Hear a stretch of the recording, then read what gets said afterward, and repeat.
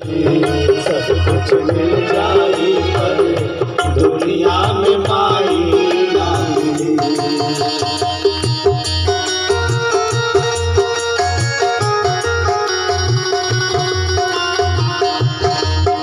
जय हो हरि बोल श्री राधे।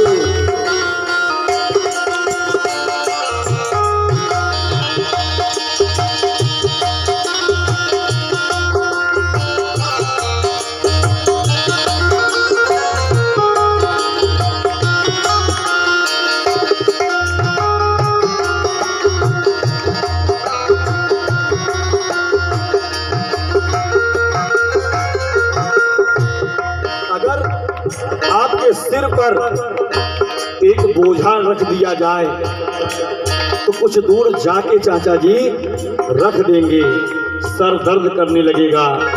लेकिन एक माँ है, उसके पास भी एक बोझा आता है उसके जीवन में, और जैसे जैसे वो बोझा बढ़ता है मैया प्रसन्न होती है, मैया खुश होती है। ये माँ है। जगत गुरु स्वामी रामभद्राचार्य जी ने बड़ा सुंदर भाव दिया। क्या कहते हैं कि ऐसन धरती पे होई लेके पेट में बोझा ढोई। ऐसन धरती पे होई लेके पेट में बोझा ढोई। ना घबराई दुर्गवा हंस के सब सही जाई। थकते मन को ना घबराई दुर्गवा हंस के सब सही जाई। जग में से बढ़हन कौनो हायन से बढ़हन कौनो सेवकाई ना मिली तो सेवकाई ना मिली। सब कुछ मिल जाई पर दुनिया में माई ना मिली। सब कुछ मिल जाई पर दुनिया में माई ना मिली। माई के दूधवा जैसन दूसर आसुधवा जैसन दूसर मिठाई ना मिली तो मिठाई ना मिली। सब कुछ मिल जाई पर दुनिया में माई ना मिली। सब कुछ मिल जाई पर दुनिया में माई ना मिली।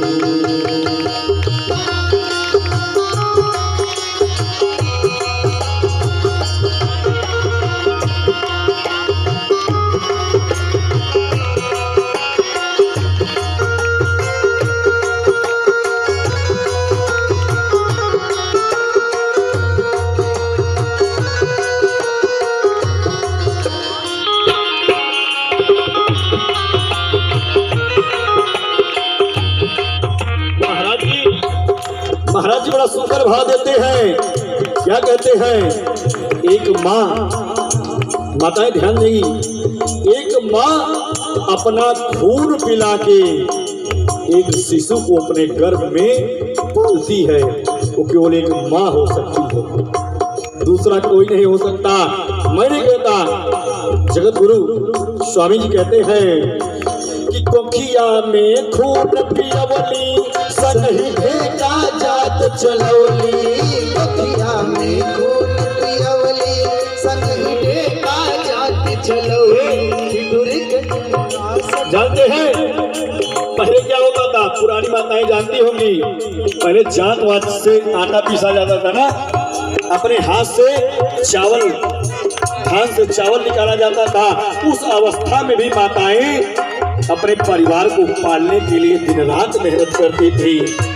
लेकिन बच्चा फिर भी नहीं समझता, और जो बच्चा अपने माता पिता को कष्ट देता है, दुख देता है, मैं नहीं कहता, भागवत भगवान कहते हैं मनुष्य क्या देवता भी उसका सम्मान नहीं करता है। कि कोखिया में खून पियवली सनही भेका जात चलौली। कोखिया में खून पियवली सनही भेका जात चलौली। ठुठुर के जड़वा सकल बितौली लेके छाती से चिपकौली। ठुठुर के जड़वा सकल बितौली। जानते हैं माघ पूस का महीना माताओं, माघ पूस का महीना अगर बच्चा बिस्तर रात में गीला कर देता है तो इधर से उधर माता बच्चे को कर देती है। ये माँ कर सकती, बाकी पिता नहीं कर सकता। अगर मान लीजिए इधर भी बच्चा बिस्तर गीला कर दिया तो अपने सीने पे अपने कलेजे के टुकड़े को माँ सुला लेती है, लेकिन अपने बच्चे को ठंडी नहीं लगने देती है। इतना ही नहीं, अगर उसके सीने पे बच्चा गीला कर दिया तो अपना वस्त्र उतार के अपने बच्चे को लपेट के ठंडी से बचाती है, लेकिन अपने बच्चे को अपने कलेजे के टुकड़े को ठंडी नहीं लगने देती और उसकी ठंडी के कारण शरीर अकड़ जाती है। जानते हैं क्या होता है?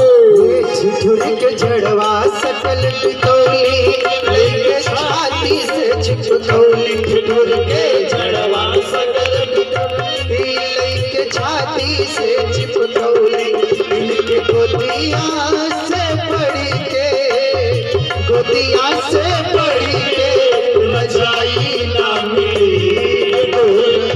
गोदिया से पड़ी के रजाई ना मिली, सब कुछ मिल जाई पर दुनिया में माई ना मिली, सब कुछ मिल जाई पर दुनिया में माई ना मिले। माई के दुधवा जैसन दोनों, दुधवा जैसन दूसर हो, मिठाई ना मिली, हाँ मिठाई ना मिली, सब कुछ मिल जाई पर दुनिया में माई ना मिली, सब कुछ मिल जाई पर दुनिया में माई ना मिली, सब कुछ मिल जाई पर दुनिया में माई ना।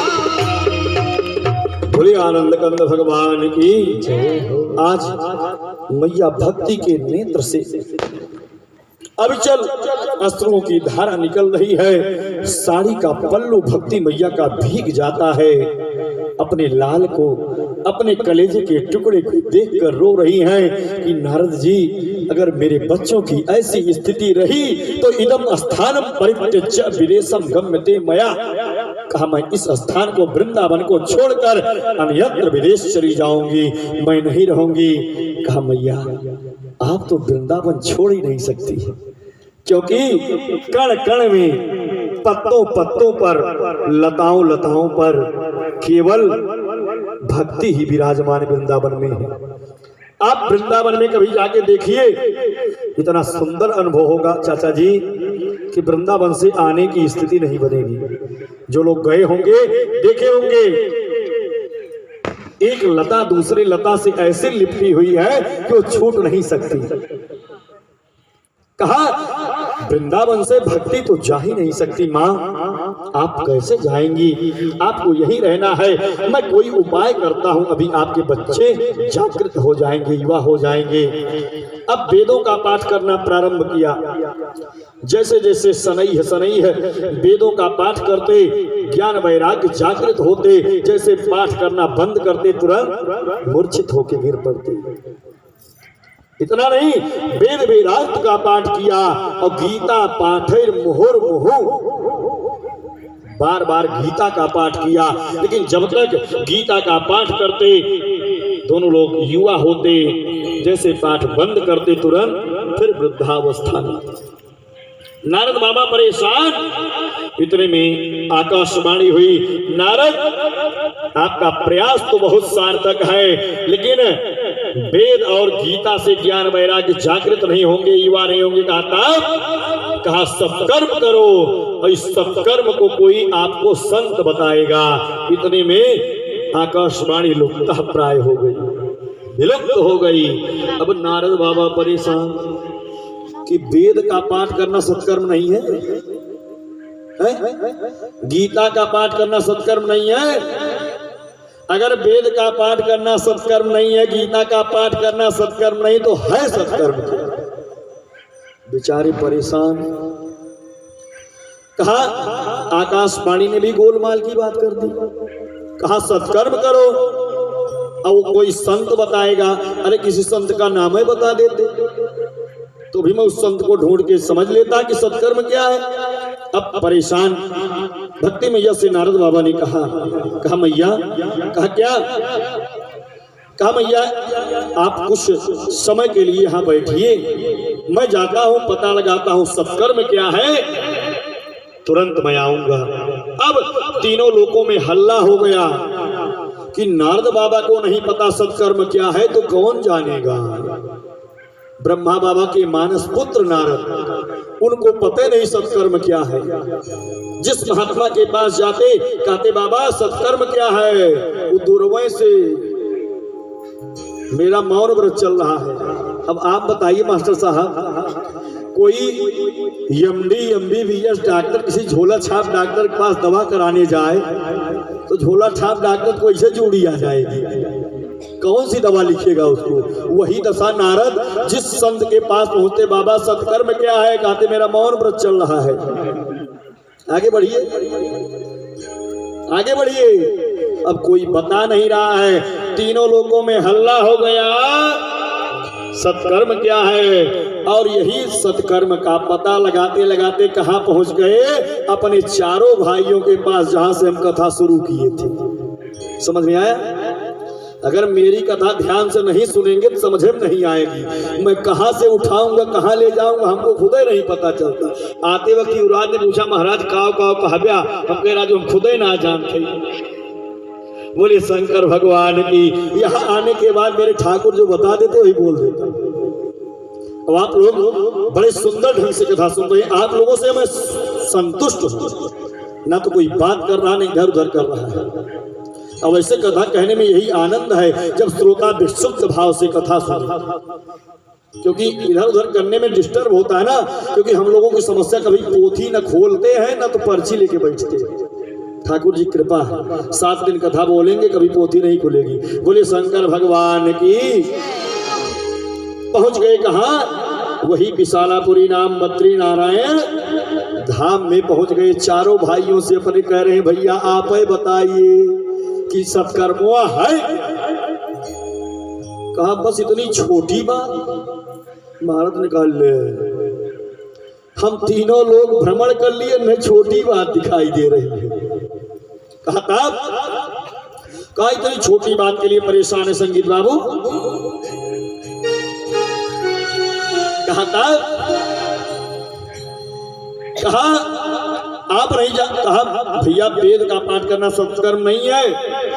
कहा क्यों नहीं है, लेकिन जो सत्कर्म ज्ञान वैराग्य को जागृत करे वो वेद और गीता का पाठ से नहीं हो सकता।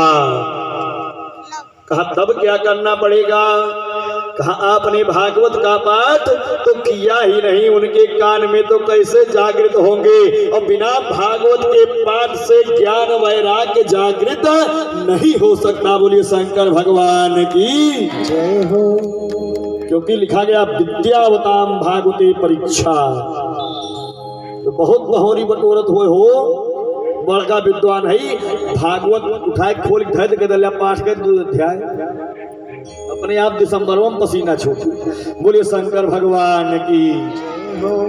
मैं नहीं कहता, लिखा गया विद्यावताम भागवते परीक्षा। अगर विद्वानों की परीक्षा लेना है तो भागवत से लीजिए। और ये परम हंसों की संहिता है, हंस की नहीं, परम हंस। और वो भी सुखदेव जैसा, हल्का फुल्का समझते हैं। बोले शंकर भगवान की। कहा आपने भागवत किया ही नहीं। कहो अच्छा भागवत का जन्म कहां से हुआ। कहा यदि इसी वेद रूपी वृक्ष का तो फल है भागवत। भागवत है क्या। नारद बाबा ने कहा अपने बड़े भाइयों से, व्यास जी ने भागवत में लिखा कि वेदोपनिषदा जाता, वेदोपनिषदा सारा जाता भागवती कथा। कहा वेद उपनिषद का सार ही भागवत, जो वेद रूपी वृक्ष है उसी का सार है भागवत रस है। जानते हैं, कहा आपने उस रस का पान कराया ही नहीं तो कैसे कैसे जागृत होंगे। तो कहा महाराज क्या करे? कहा भागवत करवाइए। तो कहा भागवत करवाने के लिए विद्वान की जरूरत पड़ेगी। कहा तब गोड़वा पकड़ लिए अपने बड़े भैया। कहा आपसे बढ़िया विद्वान हमको कहाँ मिलेगा? अब आप भागवत सुना दीजिए हमें। सनत कुमारों ने कहा है ये तो समस्या है। कहा क्या? कहा हम हैं विशालापुरी धाम में, बद्री नारायण में मैं हूं इतना ऊपर, बद्री विशाल आ जाओ बर्फ गिरा था। कहा मैं बद्री नारायण धाम में हूं और मैया वृंदावन में है नीचे कितना। तो ये कथा के लिए उचित स्थान क्या है? कहा कौन सा? कहा हरिद्वार। सर्वप्रथम सनक सनंदन सनातन संत कुमार चारों भाइयों ने नारद जी को हरिद्वार की पावन पुनीत धरती पर गंगा जी के किनारे जो आज भी आनंद नाम का तट है वहीं पर भागवत सुनाया। बोली आनंद कंद भगवान की जय हो। कहा हरिद्वार में जो हरि का ही द्वार है, जाइए डायरेक्ट अटैचमेंट होगा, लेकिन कोई जावे नहीं करेगा। कहा हरिद्वार। और हरिद्वार में क्यों किया? इसके भी पीछे कारण है। कहा विशालापुरी से बद्री नारायण से जितनी दूरी पर हरिद्वार है उतनी दूरी पर वृंदावन है। दोनों के मध्य में हरिद्वार। भक्ति मैया से कहिए थोड़ा आगे आए, हम थोड़ा नीचे उतरते हैं, संयोग बीच में हो जाए, वहीं पर भागवत हो जाए। बोले भागवत भगवान की। होता क्या है? कहा तब कहा कथा व्यास तो मिल गया, लेकिन नारद बाबा स्रोतों की आवश्यकता होती है, बिना स्रोतक व्यास जी कौन मूड बनाई है? हो केका कथा सुनाई है बसवा का। बोले शंकर भगवान की। अगर श्रोता ना मिले तो कितना बड़ा वक्ता हो फिर। तो मैं ही नहीं कहता हूं, आप लोग अधिक से अधिक संख्या में आइए। सनत कुमार ने भी नारद से कहा कि तीनों लोकों में निमंत्रण दे दीजिए, कथा हो रही है। अब इधर नारद का वीणा बज गया और चल देते हैं क्या कि श्रीमन नारायण नारायण